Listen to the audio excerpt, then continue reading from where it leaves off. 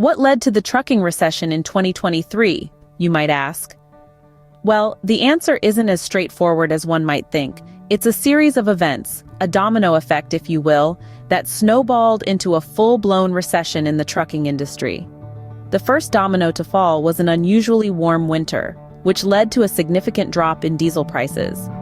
Diesel, the lifeblood of the trucking industry, saw a significant decrease in demand. Wholesale diesel prices in New York Harbor fell from $5.34 to $2.65 per gallon. Benchmark diesel futures didn't fare much better, dropping by nearly 25% in 2023 to $2.53 per gallon. Domestic demand for diesel was down 8.4% compared to the previous year. Following the decline in diesel demand, factory output began to shrink, leading to a weaker demand for on-hire trucks. This was reflected in the American Trucking Association's For-Hire Contract Truck Tonnage Index, which reached its lowest level since August 2021. Major industry players like J.B. Hunt expressed concerns about a freight recession and a potential delay in the expected rebound in industrial activity. Other recession signals, such as the decline in the Conference Board's leading economic index and the high probability of a downturn according to the New York Fed's recession probabilities model, further indicated a broader economic slowdown.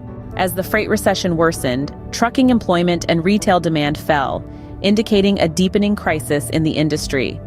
The bankruptcy filing of Yellow, a trucking giant, served as a grim highlight of the contraction in the sector.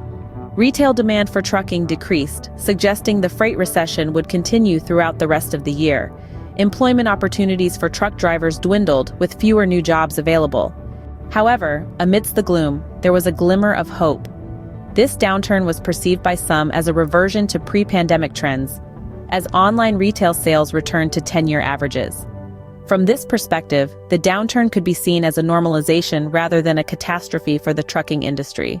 To summarize, the trucking recession in 2023 was a result of a series of interconnected events. An unusually warm winter led to a drop in diesel demand, which was followed by a decrease in factory output and a decline in the demand for on-hire trucks. These factors, coupled with recession signals from various economic indicators, led to a full-blown freight recession. The impact was felt across the industry, with a decrease in retail demand, fewer employment opportunities, and even the bankruptcy of a major player. Despite the downturn, some perceive this as a return to pre-pandemic trends, offering a glimmer of hope amidst the industry's struggles.